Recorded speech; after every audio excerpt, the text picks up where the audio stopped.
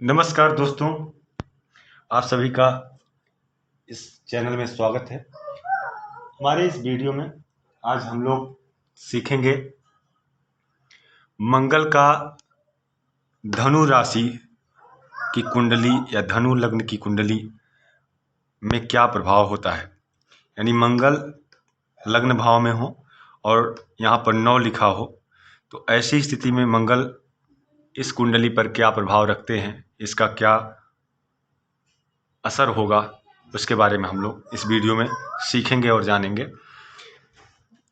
जैसे कि यहाँ नंबर लिखा गया है 9, 10, 11, 12, 1, 2, 3, 4, 5, 6, 7, 8 और फिर 9 आ गया। ये कुल मिलाकर के 12 खाने हैं। 12 खाने में ये सारे नंबर लिखे गए हैं। सारे नंबर क्या विशेषता रखते हैं, इनका क्या गुण होता है, इसके बारे में आप समझ सकते हैं। हमारे पिछली वीडियो में हमने बता रखा है। यहाँ पर हम आपको बस इतना संक्षिप्त रूप से बता देते हैं कि 1 नंबर का मतलब हो गया मेष राशि। यहाँ जो 1 लिखा गया है इसका मतलब 1 नंबर मेष राशि, 2 नंबर वृष राशि, 3 नंबर मिथुन राशि, 4 नंबर कर्क राशि, 5 नंबर सिंह राशि, 6 नंबर कन्या राशि, 7 नंबर तुला राशि, 8 नंबर वृश्चिक राशि, 9 नंबर धनु राशि, 10 नंबर मकर राशि, 11 नंबर कुंभ राशि और 12 नंबर मीन राशि। ये 12 राशियाँ हैं और ये 12 खानों में 12 भावों में विराजमान होती हैं, बैठती हैं।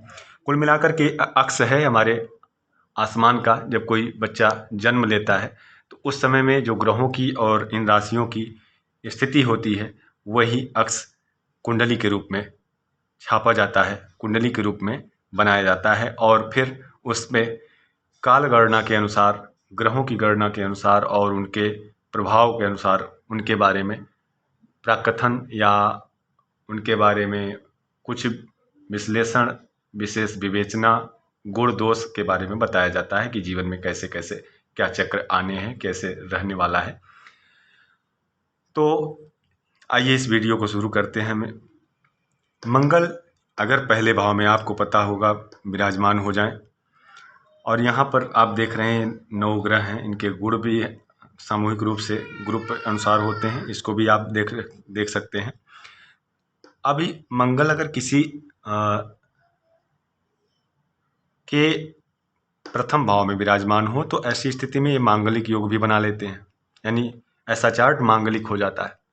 मांगलिक योग बनने के साथ साथ अब चूंकि ये पहले क्या करेंगे इस व्यक्ति के व्यक्तित्व में, तो ऐसी स्थिति में ऐसा व्यक्ति, क्योंकि इसकी 2 राशियां, मंगल की 2 राशियां कहाँ कहाँ हैं, आइए देखते हैं। मंगल की 2 राशियां यहाँ पर लिखी गई हैं, कौन कौन सी होती हैं। एक मेष राशि और एक वृश्चिक राशि होती है, यानी 1 नंबर और 8 नंबर की राशि। 1 नंबर आपका पंचम भाव में है और 8 नंबर द्वादश भाव में है।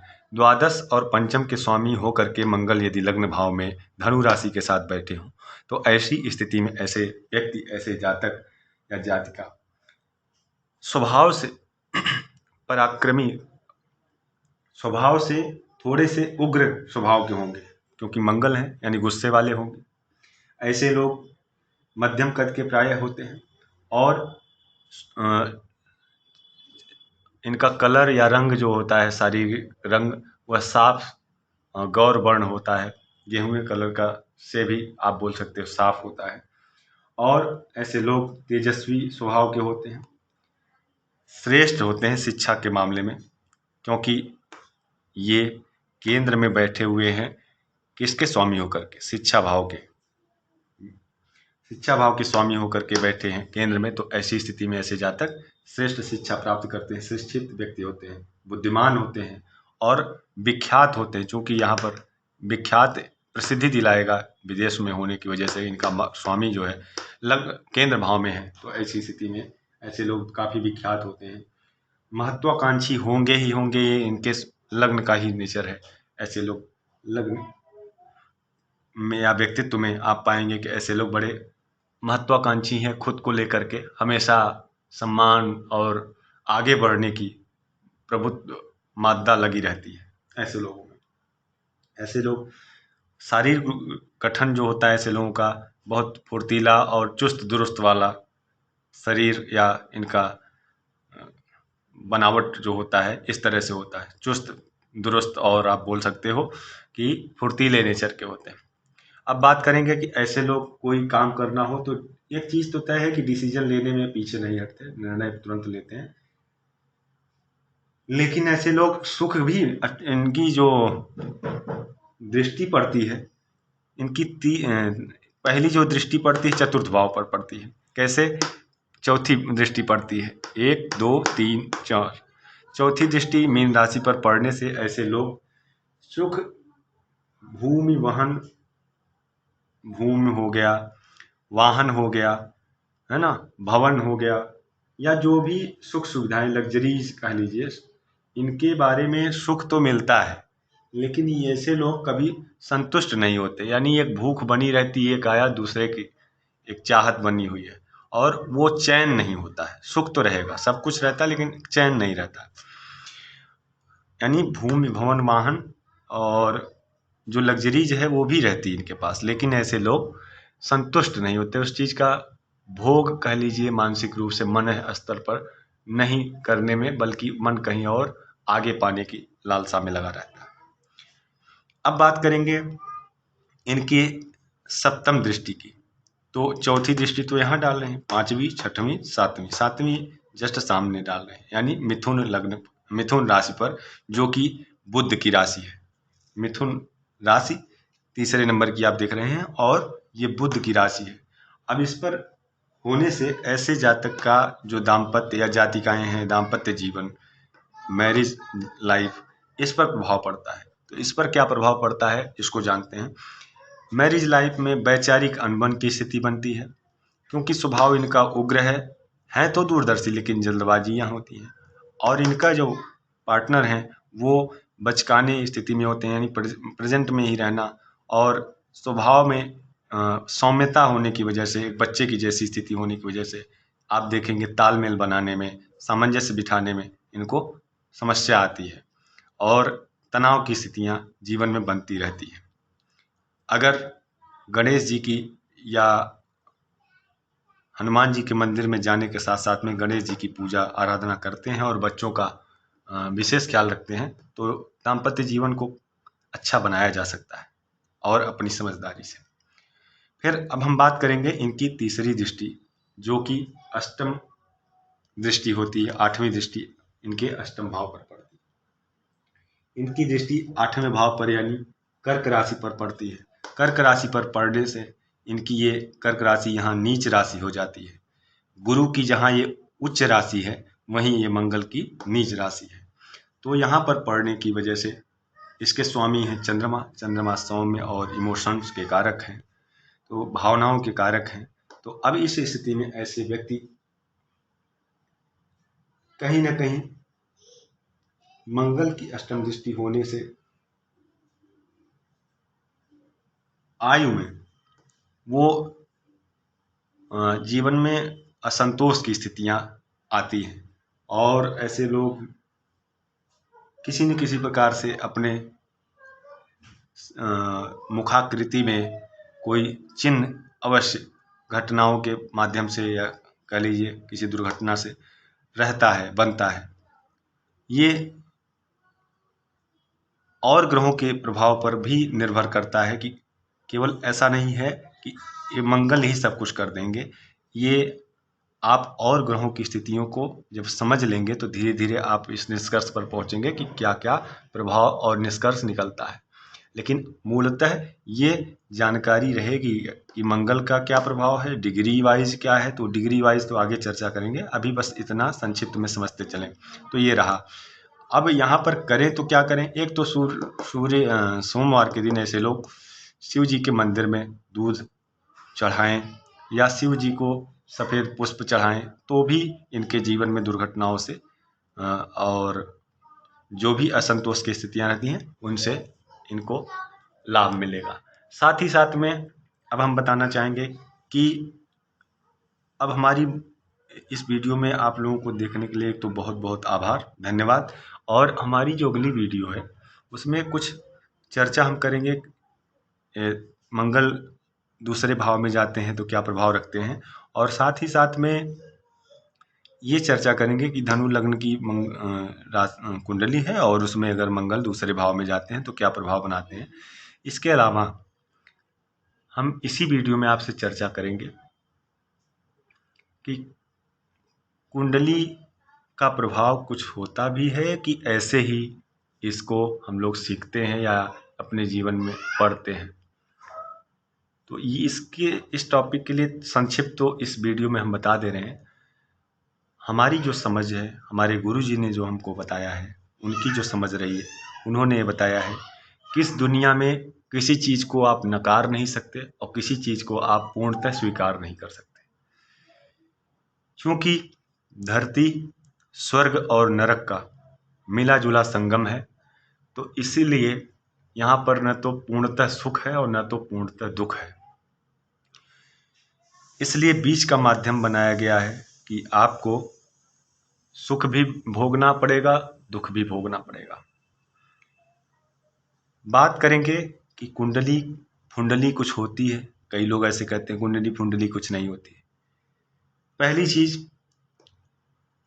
कुंडली भाग्य बनाती है, प्रारब्ध बताती है, जीवन में क्या प्रभाव बनता है उसको बताती, आगे हम उस जीवन कैसा जिएं उसको बताती है।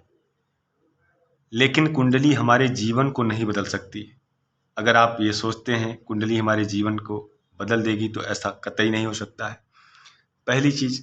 दूसरी चीज, आप किसी भी क्षेत्र में जाते हैं, पूर्णतः 100% उपलब्धि किसी भी क्षेत्र की आप नहीं पाएंगे, चाहे वो विज्ञान हो, चिकित्सा हो, शिक्षा हो, किसी भी क्षेत्र में 100% इस धरती पर कोई भी शक्ति प्रभाव नहीं बना पाई। इसकी वजह है कि ये प्रकृति का ही कुछ ऐसा नियम है कि इस धरती पर आप रहेंगे तो मिला जुला संगम रहेगा, कहीं से कुछ लाभ मिलेगा, कहीं से कुछ लाभ मिलेगा, और ऐसे ही ये जीवन पूर्ति हो जाती है, जीवन पूर्ण हो जाता है। बुरा क्या है? बुरा ये है कि जब हम किसी चीज़ को आस्था और श्रद्धा और अपने सौहार्द से एक उपचारात्मक तरीके से जानते हैं, सीखते हैं, उपयोग करते हैं, तब वो हमारे लिए अच्छा होता है, किसी के लिए अच्छा होता है। लेकिन जब उस व्यवस्था का हम बाजारीकरण करने लगते हैं, उसे बेचा जाने लगता है और मुँहमांगी कीमत चलने लगती है, तब उसमें कालापन आने लगता है, तब उसमें अंधभक्ति आने लगती है। अंधा विश्वास, अंधभक्ति किसी भी विषय में हो, चाहे वो शिक्षा हो, चिकित्सा हो, विज्ञान हो, अंधविश्वास किसी भी क्षेत्र में डूब करके विश्वास करना ये हानिकारक है।